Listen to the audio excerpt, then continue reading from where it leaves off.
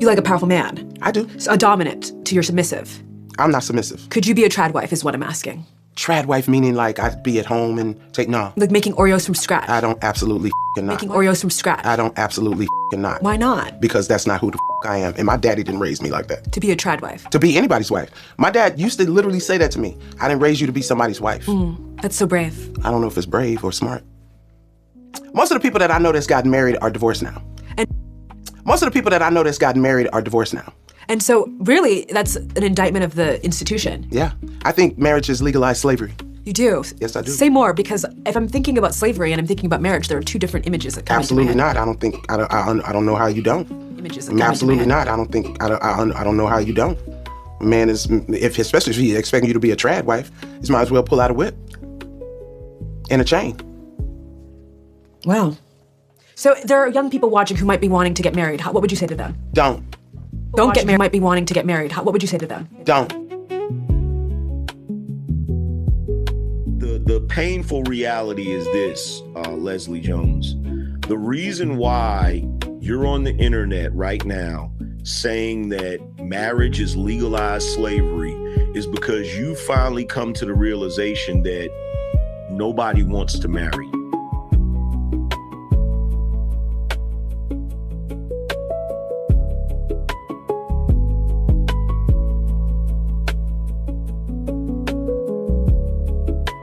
My very first official day of divestment started when I met the black actors, including one of the 5 Heartbeats and an iconic older black actor.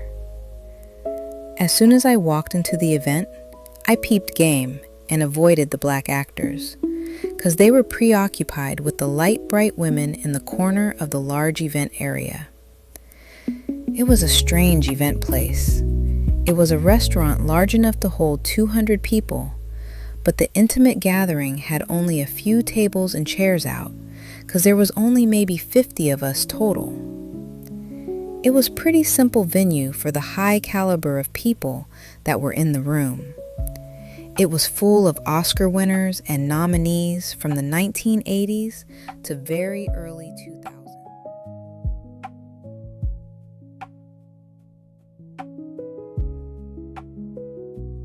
Now let's deep dive into Miss Jones. 'Cause Miss Jones represents all unambiguous women. The pretty ones and the not so conventionally pretty.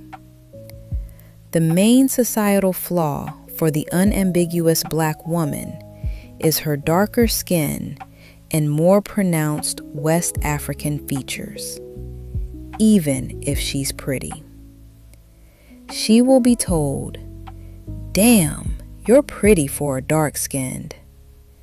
And that will most likely come out of the mouths of a black man. Sometimes, when a woman says she doesn't believe in marriage, she is not rejecting love.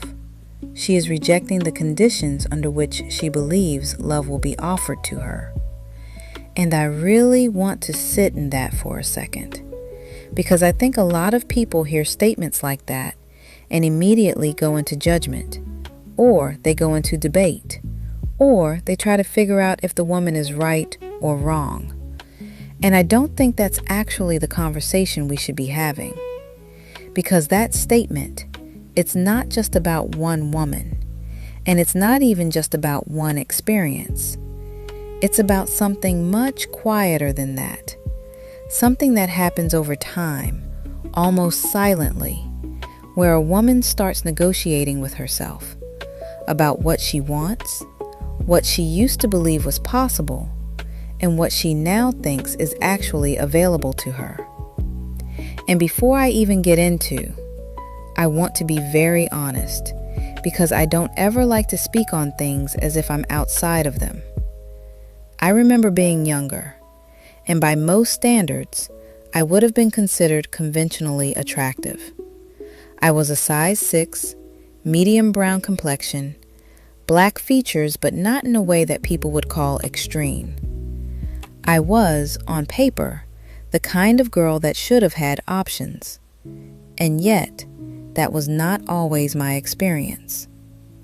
I remember going out with my lighter-skinned friends and just watching, Not even in a bitter way, just observing how they were chosen first, how they were let in first, how they were seen in a way that I wasn't.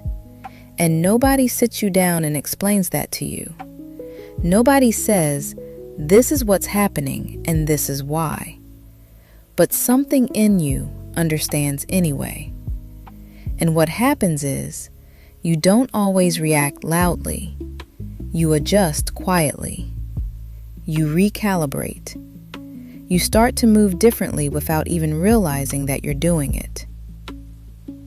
So when I hear Leslie speak, I don't hear a contradiction. I hear recognition. Because when she says she doesn't believe in marriage, when she uses strong language to describe it, most people hear something extreme, something exaggerated, something to debate. But I hear a woman who has arrived somewhere. Not randomly, not emotionally in the moment, but through experience. And when she mentioned her father, that was the moment where everything clicked for me. Because that's not a small detail. When a father tells his daughter, I didn't raise you for marriage, that is not a throwaway line. That is worldview. That is philosophy. That is protection. And we have to understand the context of that protection. A black man in America, especially from an older generation, has seen very clearly how the world treats certain types of women. He has seen who gets chosen easily, who has access, who is desired openly, and who is overlooked or undervalued. So when he looks at his daughter, his instinct may not be, let me prepare her to be a wife. His instinct may be, let me prepare her so she never needs anyone. So he builds her to be strong, independent, capable, self-sustaining, and that is love. But it is a very specific kind of love, because while it protects her, it also quietly shapes what she expects. It plants something underneath everything else. Don't rely. Don't wait. Don't assume you will be chosen. And then life continues to reinforce that. You're put in environments where strength is rewarded. Sports, competition, male-dominated spaces, and then later, stand-up comedy, which is another arena where you have to be sharp, loud, unbreakable. And over time, you become very, very good at standing on your own. You become undeniable in your own way. But the question that almost never gets asked is, when did she learn how to be received? When was she ever in a position where she didn't have to perform strength, where she could just exist and be chosen without proving something? When the world answers back. And then when something like the backlash happens, that's not just criticism. That's not just people saying they didn't like a movie. That becomes something else entirely. Something racial, something personal, something targeted. And when something like that happens on a global scale, it doesn't create insecurity out of nowhere. It confirms things that may have already been forming internally. It answers a question that was already there. How am I actually seen? And when that answer comes back harshly, repeatedly, publicly, the psyche adapts. Not all the same. And this is where we move into the decentering men conversation, because this is happening at the same time. And I think this is where things are getting blurred. Because when some women say decenter men, they are speaking from a place of abundance. They have options. They've experienced being chosen, and they are deciding to focus on themselves. But when other women say it, especially a lot of black women, it is not always coming from that sane place. Sometimes it is coming from exhaustion, from trying, hoping, waiting for something to shift within a very specific dynamic. And instead of expanding outward, they collapse inward.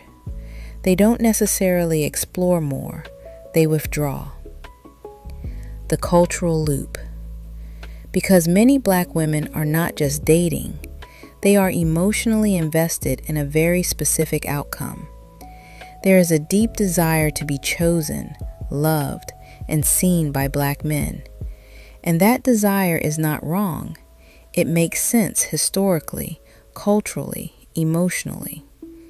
But when that desire is not consistently met, it creates a loop.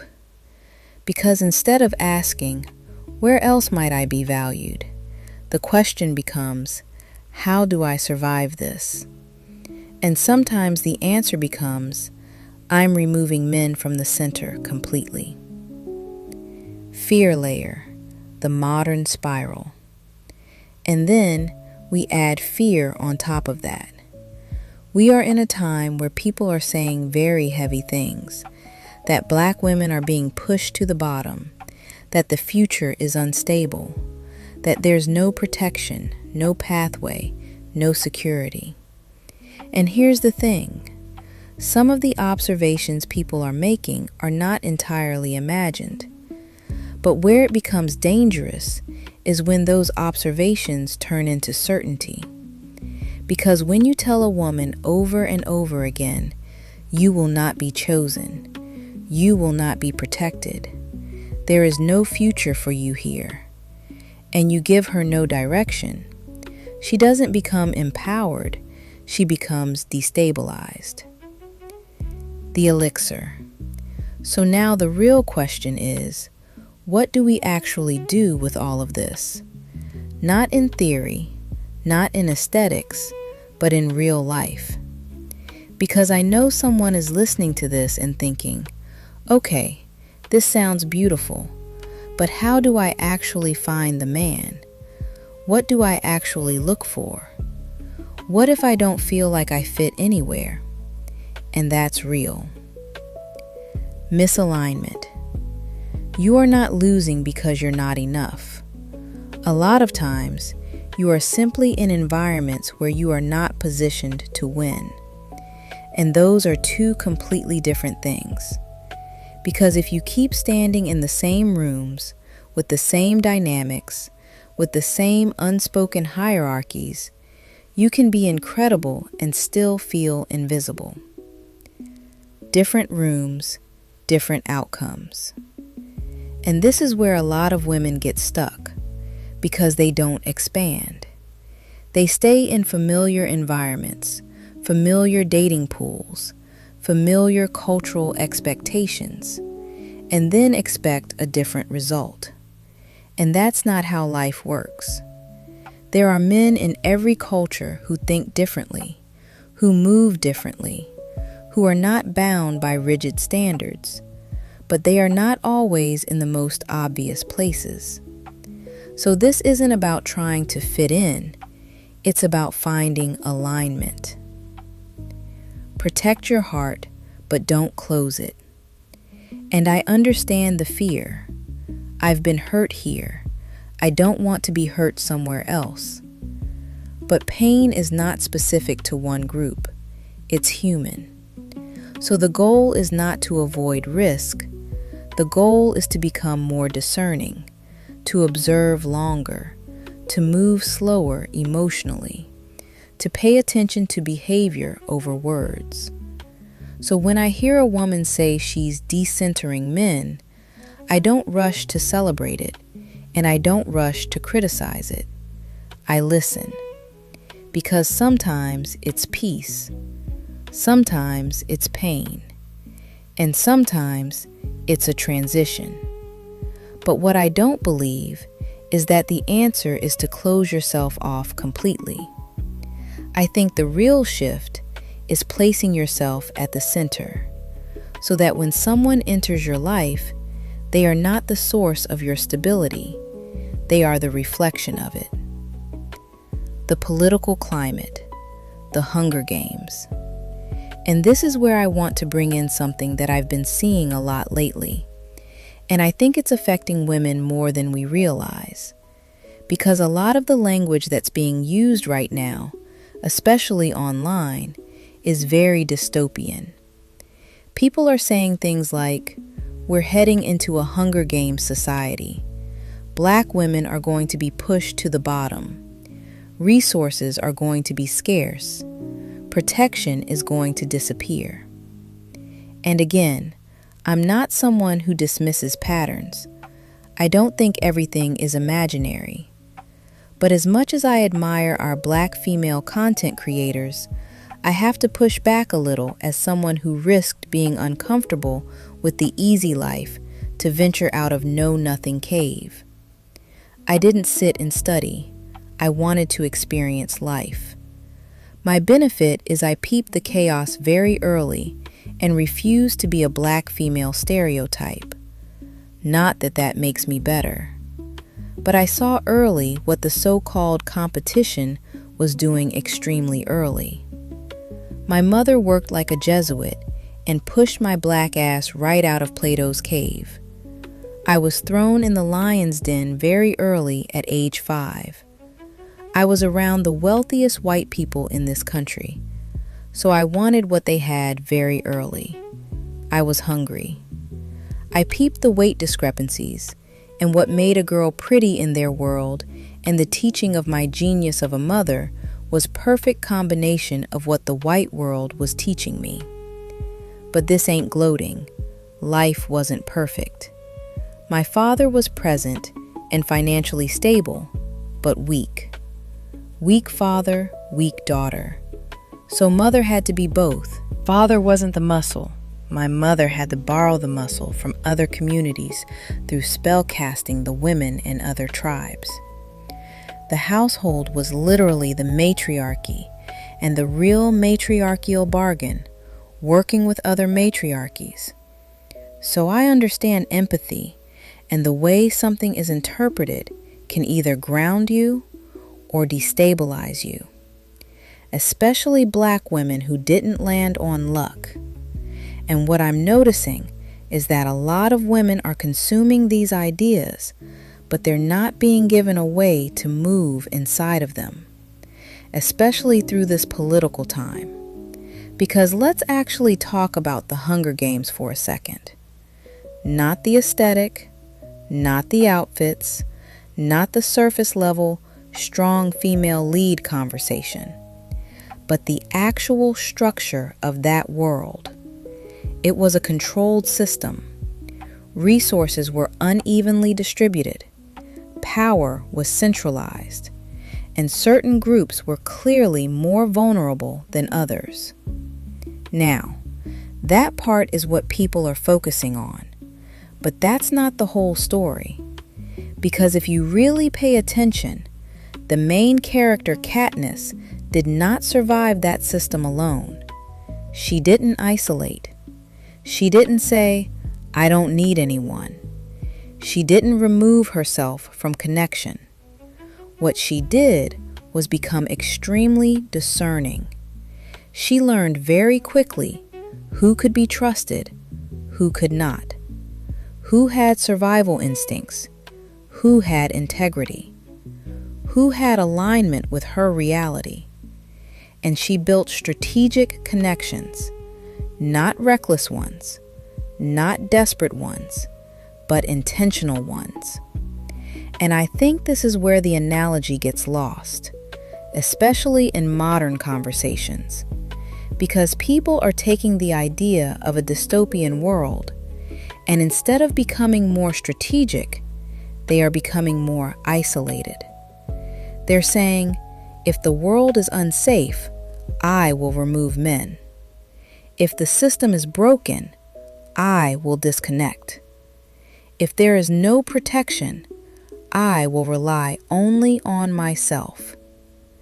But even in the most extreme fictional example we have, that is not what ensured survival. Connection did. Discernment did. Alignment did. And here's the part that I think needs to be said, gently but clearly. If we were truly moving into a world that is unstable, unpredictable, or even hostile in certain ways, that is not the moment to eliminate half of the population from your life. That is the moment to become more intentional about who you allow into your life. Because even Katniss, in all of her strength, in all of her independence, still needed allies, strategy, emotional grounding, partnership in different forms. Not dependency, but connection. And I think what's happening right now is that fear is being interpreted as instruction. Instead of saying, let me become more aware, let me become more strategic, let me expand my options, the message is being translated into, let me withdraw, let me disconnect, let me close. And that is not empowerment. That is survival mode. And survival mode, over time, becomes limitation. Because you cannot build a full life from a place that is constantly bracing for impact. So when we talk about dystopian futures, or shifting systems, or instability, the question is not, how do I remove people from my life? The question is, how do I move intelligently within this reality? How do I choose better, observe more, expand my environments, build connections that actually support my life? Because even in chaos, even in uncertainty, even in systems that are not perfectly fair, there are still pockets of alignment. There are still people who move differently. There are still spaces where you are seen, valued, and supported. But you cannot find those spaces if your response is to close yourself off completely. And that brings us right back to this idea of decentering men. Because I understand the desire for peace. I understand the desire to not be disappointed.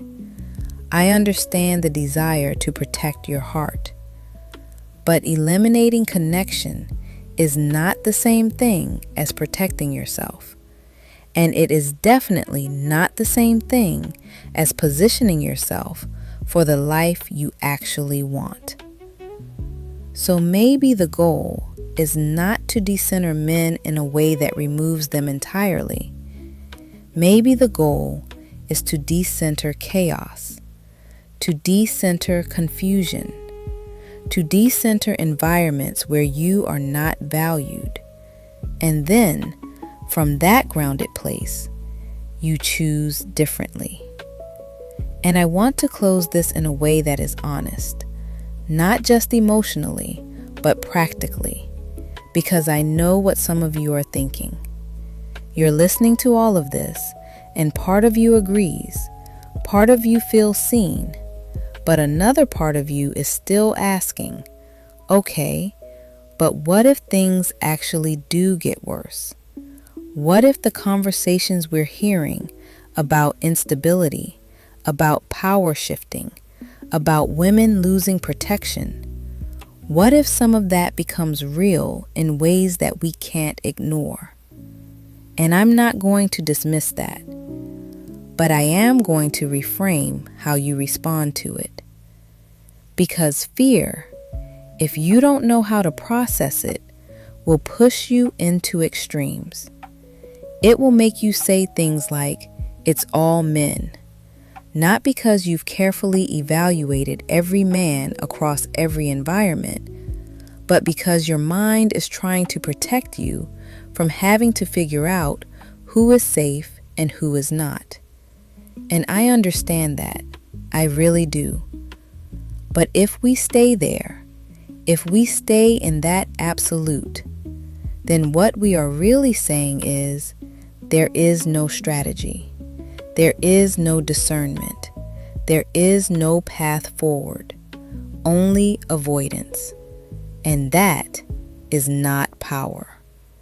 Because if we go back to for a moment and really look at it, not aesthetically, not symbolically, but structurally, Katniss was not living in a safe world. She was not operating inside of fairness.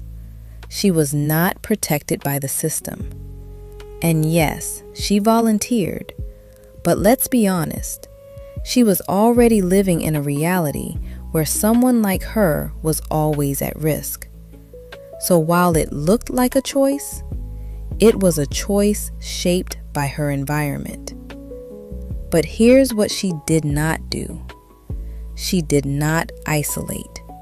She did not say, I can't trust anyone, so I will remove everyone. She became discerning. She learned how to read people quickly. She learned who had integrity and who didn't. She learned how to form alliances without losing herself. And those connections, those choices, those moments of alignment are what kept her alive. So if we are truly living in a time that feels uncertain, unstable, shifting, then the answer is not to eliminate connection. The answer is to become more intentional about it.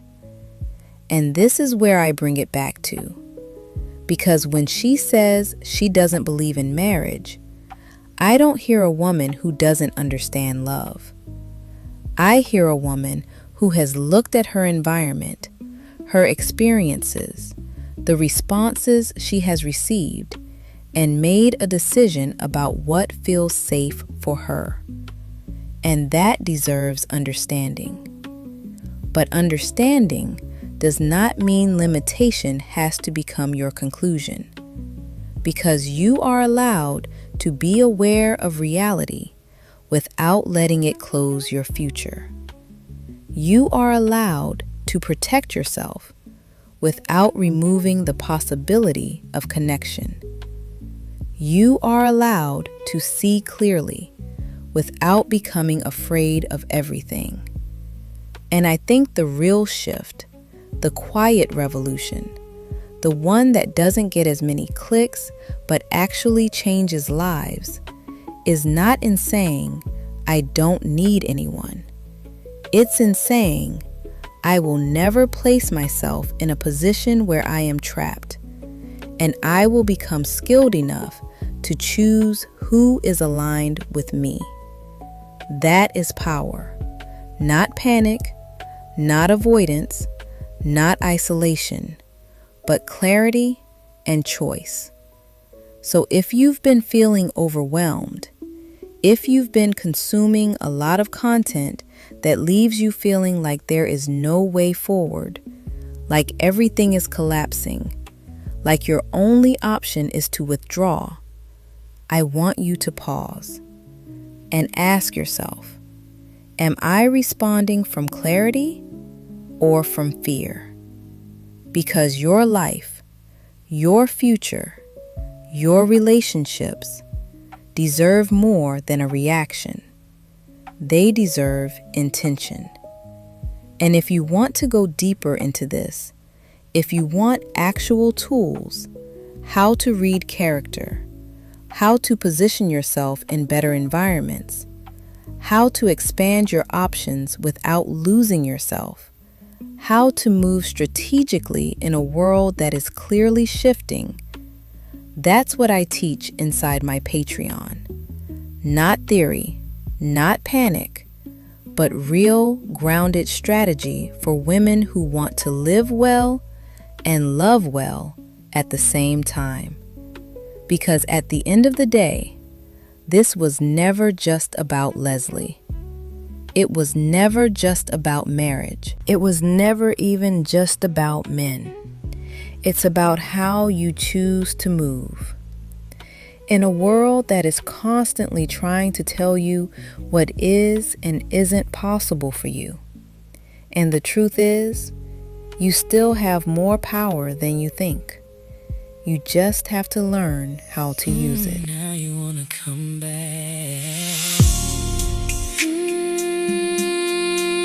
No, no, no. You had your chance.